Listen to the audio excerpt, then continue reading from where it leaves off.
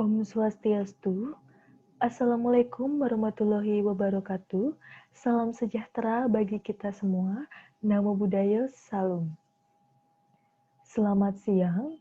Yang saya hormati Ibu Dewi selaku guru pengajar PKWU. Terima kasih telah memberikan saya kesempatan, karena pada kesempatan kali ini saya akan mempresentasikan materi yang berjudul Proposal JJ Ketan Kukus Topping. Baik, pertama-tama kita mulai pada bagian daftar isi, adapun yang akan dibahas. Yang pertama ada business overview, latar belakang, visi, misi, dan tujuan, struktur organisasi, logo perusahaan. Yang kedua ada analisis usaha, itu ada manajemen produksinya, ada kegiatan produksi, penggunaan bahan baku, daftar peralatan yang dibutuhkan, perlengkapan lain, biaya operasional, dan proses pembuatan. Yang ketiga ada analisis pasar, di situ ada analisis SWOT. Dan yang terakhir ada perhitungan keuangan, ada pengeluaran, menetapkan harga jual, dan estimasi laba. Rangga Umara.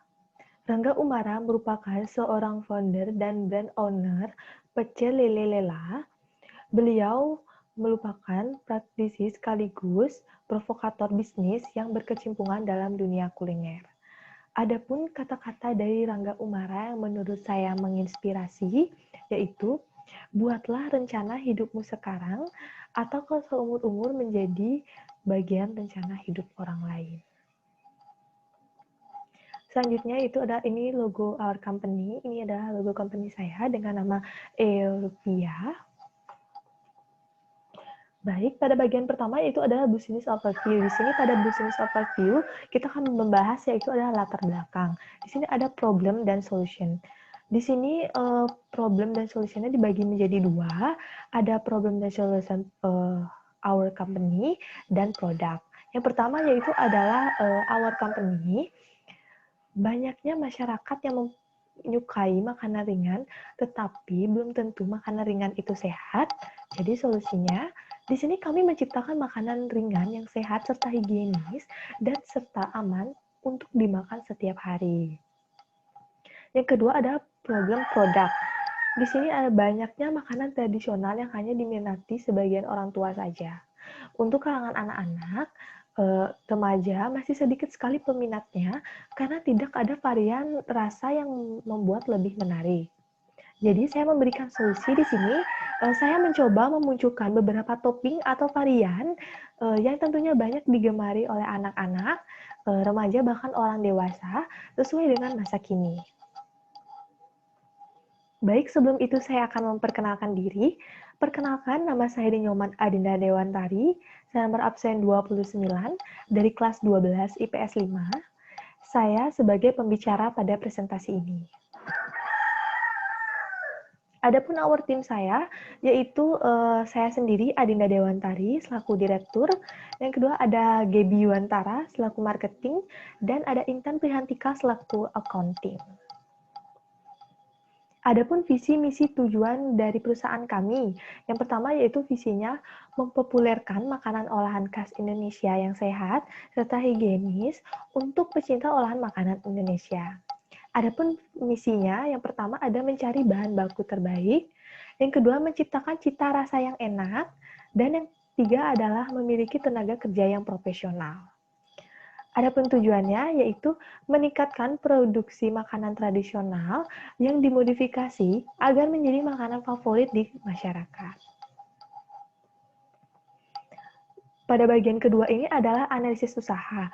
Pada bagian analisis usaha, adapun yang kita akan bahas yang pertama pada bagian marketing mix itu ada produk, price, place, promotion, people opinion, proses, physical evidence, productivity, dan political power.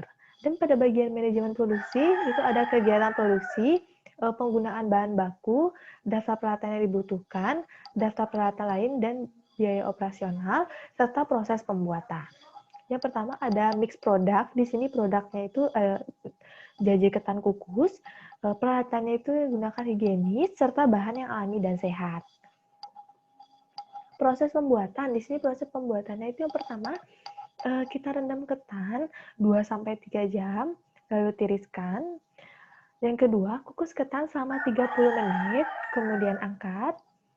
Campurkan santan, garam, dan gula, kemudian masukkan ketan yang sudah dikukus tadi dan campurkan, aduk rata. Jika sudah tercampur, kukus ketan selama 20 menit sampai matang. Jika sudah matang, tata ketan atau bisa dibentuk dan diberi varian rasa seperti taburan keju, Oreo, dan SKM atau susu kental manis. Produk, di sini produk yang dapat saya tawarkan kepada konsumen yaitu jajah ketan kukus topping dengan price atau harganya itu adalah Rp10.000. Harga tersebut sudah berada di tengah-tengah jika dibandingkan dengan produk yang sama yang diproduksi. Selanjutnya itu ada place. Di sini tempat produksinya dan kemasan itu di rumah yang terletak di jalan Poppy Scooter. Selanjutnya adalah promotion. Tidak asing lagi, kita sebagai masyarakat umum akan media promosi, seperti media promosi yaitu televisi, media sosial, atau papan iklan atau reklame, atau berupa pamflet, leaflet, brosur. Jadi pada produk yang saya buat ini, saya menggunakan media promosi yaitu media sosial, Facebook, Instagram, dan Twitter. Selain itu, promosi juga diharapkan berasal dari konsumen yang merasa puas terhadap produk saya, lalu menyebarkan info produk kepada orang lain dari mulut ke mulut. Selanjutnya itu ada segmentasi pasarnya. Di sini penggemar makanan unik atau yang baru pada semua kalangan masyarakat. Target pasarnya di sini kalangan usia 15-26 tahun yang memiliki kesenangan untuk mencoba makanan-makanan baru. Positioningnya di sini varian keju, Oreo, dan susu. Di sini saya ada kata yaitu ngemil sehat itu murah. Selanjutnya people. Perusahaan Eropia ini memiliki kualifikasi pekerja yang memiliki tingkat motivasi kerja yang tinggi, hard skill, soft skill, dan memiliki attitude yang baik. Selanjutnya yaitu adalah proses.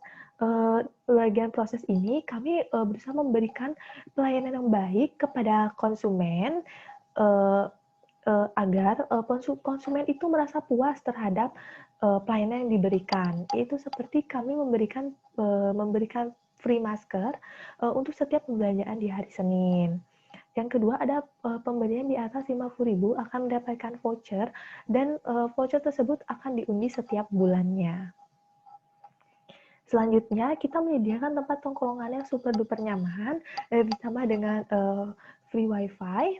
Dan yang terakhir ada patok harga yang kompetitif, dan tentu saja servis yang baik. Physical evidence, di sini tampilan fisik yang ditunjukkan memberikan kesan yang elegan, mewah, serta bangunan dengan desain interior eksterior yang menarik. Di sini juga tampilan produknya menarik serta pelayanan yang baik dan ramah. People opinion, di sini opini positif masyarakat. Yang pertama harganya yang murah, varian yang menarik, serta tempat yang nyaman. Yang ketiga ada pelayanan yang baik dan ramah, dan yang terakhir itu ada higienis dan berkualitas. Political power, di sini ramah lingkungan, tidak menggunakan kantong plastik. Yang kedua itu kebijakan harga bahan baku. Yang ketiga ada social distancing, di sini kita karena COVID kita social distancing dan menggunakan masker juga. Dan yang terakhir ada lokasi tempat yang strategis dan yang pastinya kita menggunakan syarat tempat usaha. Produksi, di sini yang pertama ada kegiatan awal produksi, yang kedua ada mencari dan menentukan harga bahan baku, dan yang ketiga ada proses produksinya, dan terakhir ada pencatatan keuangan. Di sini penggunaan bahan baku. Adapun bahan baku yang kita gunakan itu ada ketan setengah kilogram dengan harga satuan 20.000 per kilogram, jumlahnya 10.000. Yang kedua ada santan ukuran 200 ml dengan harga satuan 10.000 per 200 ml, jumlahnya 10.000. Ada keju cheddar ukuran 75 gram dengan harga satuan 12.000 per 75 gram, jumlahnya 12.000. Ada Oreo biskuit banyaknya ya ukuran 133 gram dengan harga satuan 9.000 per 133 gram, jumlahnya 9.000. Ada SKM 148 gram atau sekitar dengan 4 saset dengan harga per sasetnya yaitu adalah 1.500, jumlahnya yaitu 6.000. Selanjutnya ada garam, banyaknya 1 sendok makan, harga satuannya itu 2.000 per bungkus, jumlahnya 500. Dan yang terakhir ada gula, banyaknya 4 sendok makan dengan harga satuan 14.000 per bungkus, jumlah 500. Jadi total keseluruhan penggunaan bahan baku yaitu 48.000. Selanjutnya daftar peralatan yang dibutuhkan. Yang pertama di sini ada panci, itu banyaknya 1. Yang kedua ada sendok nasi, banyaknya 1. Yang ketiga ada mangkok atau baskom. Di sini mangkok yang digunakan tidak menggunakan mangkok kecil, tapi menggunakan mangkok yang sedang, atau bisa juga langsung menggunakan baskom, itu banyaknya cukup 1 saja. Saringan itu banyaknya 1, serta piring 1. Jadi total daftar peralatan yang dibutuhkan yaitu ada 5. Selanjutnya ada biaya operasional. Di sini yang pertama ada gas. Gas yaitu harga 20.000. Akhirnya di sini harga 10.000 dan transportasi yaitu 10.000. Jadi total biaya operasionalnya di sini adalah 40.000. Selanjutnya ada daftar perlengkapan lain. Di sini yaitu ada kita menggunakan paper made food. Banyaknya 20 dengan harga satuan 2.500, jumlah yaitu 50.000. Jadi total daftar perlengkapan lainnya di sini adalah 50.000. Proses produksi. Di sini proses produksinya yaitu ada 4. Yang pertama persiapan, yang kedua proses pembuatan, yang ketiga ada evaluasi, dan yang terakhir ada pengemasan. Di sini pada bagian persiapan, itu kita mempersiapkan bahan pembuatan jajanan ketan kukus, topping. Yang kedua, kita mencuci peralatan yang dibutuhkan sebelum digunakan. Selanjutnya, yang kedua ada proses pembuatan. Yang pertama, kita rendam ketan 2-3 jam, lalu tiriskan. Yang kedua, kukus ketan selama 30 menit. Jika sudah matang, angkat. Campurkan santan, garam, dan gula. Kemudian, masukkan ketan yang sudah dikukus tadi, lalu campurkan, aduk rata. Jika sudah tercampur rata, kita kukus kembali ketan selama 20 menit sampai matang. Jika sudah matang, tata ketan atau bisa dibentuk dan diberi taburan varian topping seperti keju, Oreo, dan susu kental manis. Yang ketiga itu ada evaluasi. Di akhir pembuatan hasil akan dicoba kepada konsumen atau kepada pembuat. Jika kurang sesuai, akan diperbaiki sebagai bahan masukan. Yang keempat ada pengemasan. Di sini pengemasannya itu jajan ketan kukus disajikan terpisah dari toppingnya. Ini kenapa kita pisah dari toppingnya? Karena tidak semua orang itu suka jika toppingnya itu tercampur, atau tidak semua orang suka menggunakan keju, atau hanya menggunakan dia suka dengan susu saja, atau hanya keju dan susu saja. Makanya itu kita pisahkan toppingnya. Yang kedua, jajan ketan kukus itu kita tempatkan dalam wadah kotak ini pada pengemasannya.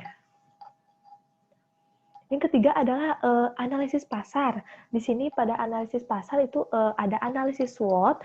Yang pertama adalah strength atau kekuatan produk. Di sini harga produknya terjangkau oleh semua kalangan masyarakat.